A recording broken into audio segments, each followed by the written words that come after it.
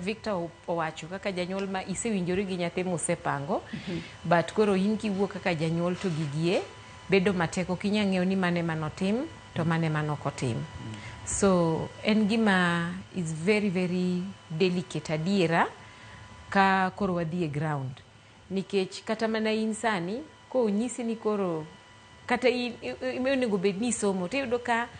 nitiere kaka tendency moro mar mondo kik isom ema ni malo, to gik monego bed ni timo tiyudo ka ok yot mondo mi itimgi.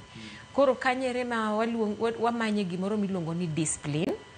to mane momiyo ayie gi Victor kowacho ni mane gimomiyo bende nyaka koro uket gimiluongo ni winjruok, nikech winjruok no ema ang' nomi nyathi koro wacho ni magi gin gik ma mondo mi koro mi atim gi gichop kare, to gin gik ma nyaka bed ni a discipline myself, anyiso ngimana ni mae gin ma nyaka tim, to bende at the same time aluoro janyuol na mane wabet godo piny mane wapango godo gigi. But again remember ni nyithindo gi ok wawuo mana nikech mano can only apply to ng'at ma maybe osechopo e grade 6 kadhi malo. Moko gi ng'eni pod gitindo, they need a lot of guidance. Moko chuno ni nyaka ibed kacha cha mi ng'i ni wuon gi wang'i, moko chuno ni ang' ni assume tu, mako nyalo mana timre kiseduogo kaka nyithindo mathindo go. Iketo ne kata mana assignment to do.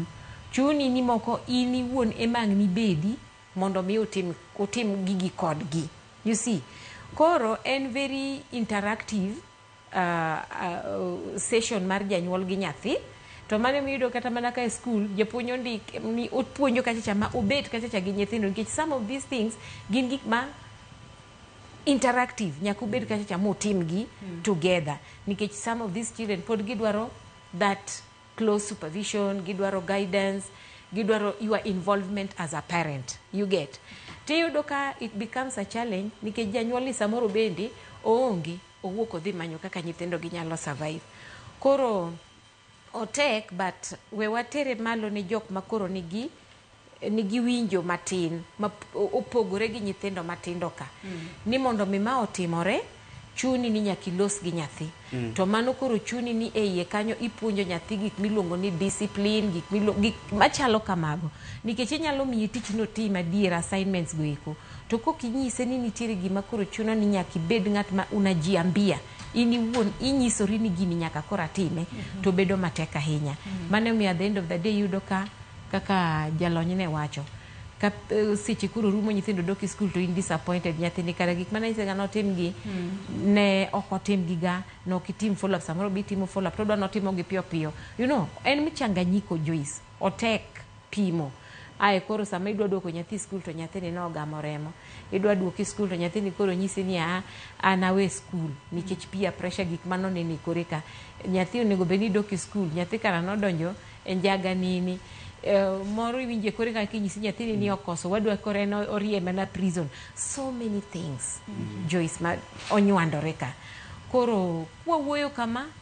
to ng'ato ka ng'ato koro nyalo yudo manyalo konye mondo mi oyud kaka en gi yo moro manyalo konye one way or the other. Yes, but gin gik mang'eny. Margaret karwake twak iwinjo kanyo kaka Maureen oloso ni adiera wuoyo gi nyithindo nyalo bedo e tieng' ariyo, nikech nitiere nyithindo moko ochiwo ranyisi ni mago ma seche moko sechopo e grade 6 kadhi malo, mano nyathi minyalo bedo godo piny bi ng'is gimoro ba winji. Tadiera nitiere nyithindo gi matindo ma seche moko nitiere e grade 5 kadok piny, moko kuom gi king'iso gimoro kata sani owinjo yes, to bang' kata seche matin wi osewil, en odok e timo gima